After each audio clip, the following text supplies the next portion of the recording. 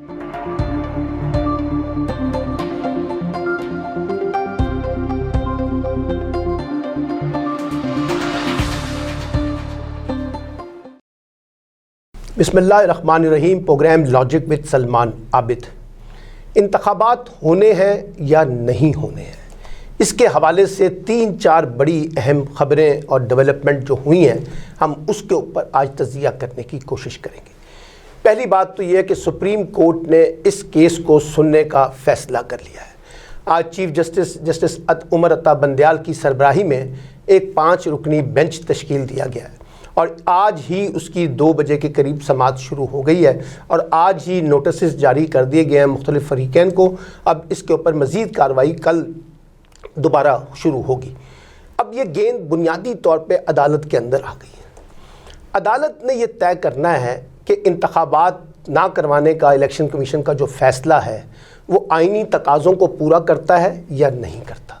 क्या election commission ने आइन से वाकई इनहराफ किया है या आइन के अंदर रहते हुए इंतखाबात को पोस्टपोन किया है, ये डिटरमिन होगा सुप्रीम कोर्ट पे। एक बात, लेकिन दिलचस्प बात यह है कि जैसे ही गेंद सुप्रीम कोर्ट में आई है, अब अदलिया को मुतनाज़ा बनाने की मुहिम भी में और ज़्यादा शिद्दत आ गई है।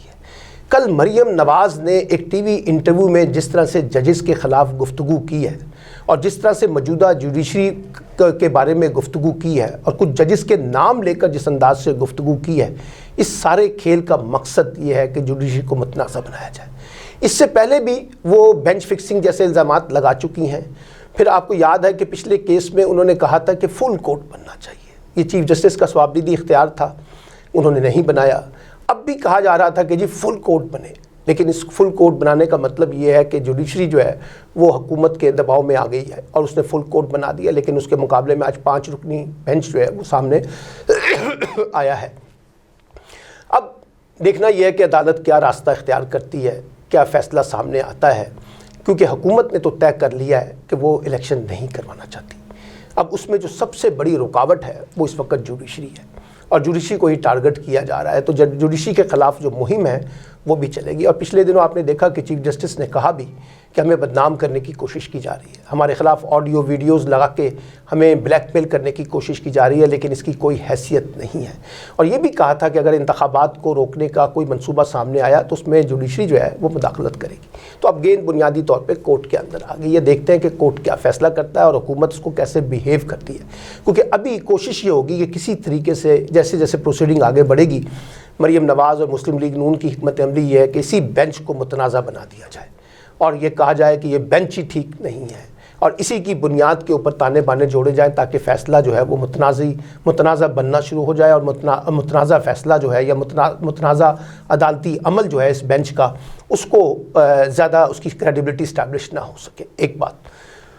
दूसरी बात यह है कि सियासी बुनियादों पर, जैसे मैंने पहले भी कहा था कि हुकूमत को इलेक्शन सूट नहीं करता, तो केयर टेकर दोनों सूबाई हुकूमतें, फिर उसके बाद दोनों निगरान वज़राए आला, वफाकी हुकूमत, वो लंगोट कस के बैठ गए कि किसी तरीके से मुल्क के हालात में और ख़राबियाँ पैदा की जाए, मुल्क में महाजराई और टकराव और पैदा किया जाए ताकि इलेक्शन ना करवाने का जो बहाना है उसको तक़वियत दी जा सके।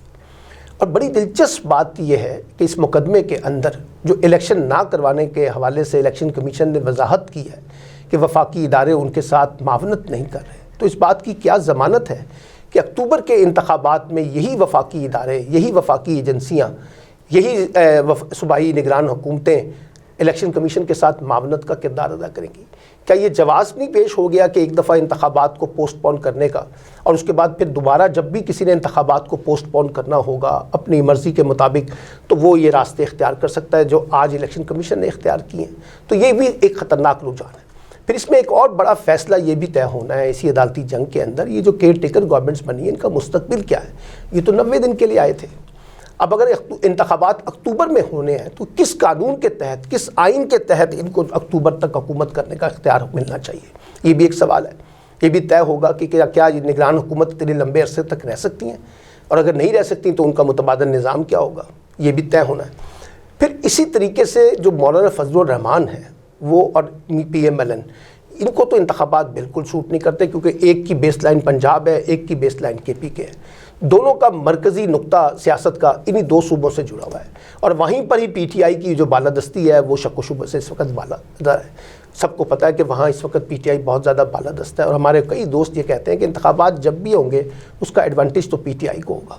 تو یہ جو ہم ایک اس وقت جسے کہتے ہیں نا کہ انتخابات نہ کروانے کے اس میں چلے گئے ہیں، پھر مالیاتی مسائل کا رونا، نئی مردم شماری کا رونا، پھر سیکیورٹی کے مسئلے کو لینا، پھر الیکشن کمیشن کے اپنے مسائل، یہ سب چیزیں ظاہر کرتی ہیں کہ پاکستان اگر ایک دفعہ آئین کی پٹری سے اتر گیا اور ایک دفعہ ہم یہ فیصلہ کر گئے انتخابات میں تاخیر کا، تو پھر ایک نیا پنڈورا کھلے گا اور نئے راستے کھلیں گے۔ آئین کو دوبارہ پٹری پہ لانا اتنا آسان کام نہیں ہوگا جتنا کہ ہم نے پھر سمجھ لیا ہے۔ تو اس لیے اب بھی میں یہ سمجھتا ہوں کہ خدارہ بہترین حل تو یہ ہے کہ معاملات کورٹ میں جانے کی بجائے، کیونکہ یہ جو ہمارے سیاسی لوگ ہیں نا جی، انہوں نے بھی بڑا ایک جسے کہتے ہیں کہ ان پر تنقید ہونی چاہیے، چاہے وہ حکومت میں اور اپوزیشن میں ہے، انہوں نے سیاسی معاملات سیاسی فورم پر حل نہیں کیے، وہاں فیصلے نہیں کیے جہاں پر یہ سیاسی فورم پہ حل ہونے چاہیے تھے۔ سارے معاملات عدالتوں کے اوپر لا دیا گیا اور عدالتوں پہ بوجھ ڈل گیا ہے، پھر عدالتوں پہ جب بوجھ پڑتا ہے تو عدالتوں سے اپنی مرضی کا فیصلہ چاہتے ہیں، پھر جب مرضی کے فیصلے نہیں آتے تو پھر عدالتوں پہ تنقید بھی ہوتی ہے۔ تو اب یہ دیکھنا ہے کہ یہ کیا راستہ ہے۔ ایک راستہ تو اب بھی یہ ہے نا کہ حکومت اور اپوزیشن مل بیٹھ کر ایک نئے انتخابات کے شیڈول پر اتفاق کر لیں۔ جیسے میں بار بار کہتا ہوں کہ مئی جون کے اندر انتخابات پر اتفاق اگر ہو جائے تو یہ اس وقت کانسٹیٹیوشنل بحران جو ہے، جو قانونی بحران ہے، یہ ختم ہو سکتا ہے۔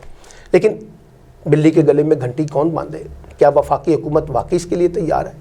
اس کے نزدیک تو الیکشن جو ہے وہ ایک خودکش حملہ ہے ان کے اوپر، اس لیے وہ تو الیکشن میں نہیں جانا چاہتے، اس لیے وہ مفاہمت کی طرف آئیں گے، لیکن انتخابات کروانے کے حوالے سے کسی مفاہمت پر تیار نہیں ہے۔ فوری انتخابات ان کا ایجنڈا نہیں ہے، اس لیے گیند بند گلی میں جا رہی ہے۔ اور یہ جو عدالتوں کے درمیان ٹکراؤ، یہ جو سیاسی جماعتوں کے درمیان ٹکراؤ، یہ جو میڈیا اور باقی اداروں کے درمیان ٹکراؤ کی کیفیت ہے، اس سے تو پاکستان کا مقدمہ اور زیادہ کمزور ہو جائے گا، پاکستان اور زیادہ بحران کا شکار ہوگا، اس میں مزید ہم دیکھیں گے کہ حالات جو ہے وہ خراب ہوں گے۔ تو کون ذمہ دار ہوگا اس کا؟ اچھا، پھر ایک بڑی عجیب منطق ہے، بعض لوگ یہ کہتے ہیں کہ انتخابات مسئلے کا حل نہیں ہے موجودہ صورتحال میں۔ ہمیں تو کہا گیا تھا کہ بدترین جمہوریت جو ہے وہ آمریت سے بہت بہتر ہوتی ہے اور جمہوریت ہی مسئلے کا حل ہے۔ تو جمہوریت میں تو انتخابات بنیادی شرط ہوتے ہیں، جمہوری تسلسل کو اگر آپ نے آگے لے کے چلنا ہے تو انتخابات ہی ایک کنجی ہیں۔ اور پھر دیکھیے نا، بات یہ ہے کہ آپ نے آئینی طریقے کے مطابق چلنا ہے۔ آئین جب کہتا ہے کہ 90 دن کے اندر الیکشن کرانے ہیں صوبائی سطح کے انتخابات میں، اگر صوبائی اسمبلیاں تحلیل ہو جاتی ہیں تو اب کون سی ایسی گدڑ سنگی ہے جس کی بنیاد پہ ہم کہتے ہیں کہ آئین کو تبدیل کر دیا جائے؟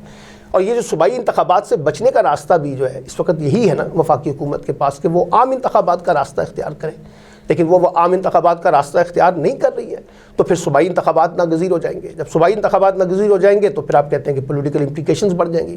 تو ہم ایک بڑی عجیب و غریب مخمصے کے اندر، مصیبت کے اندر پھنس گئی ہے اس وقت حکومت جو ہے، وہ باہر نکلنا بھی چاہتی ہے، نکل نہیں پا رہی، نکلنے کے لیے کوشش کرتی ہے تو اس کا ہاتھ پیر بندھے ہوئے ہیں کئی محاذ پہ، کئی موقعوں کے اوپر، کئی ان کے سیاسی انٹرسٹ جو ہیں وہ اس سے بالا تر ہو چکے ہیں۔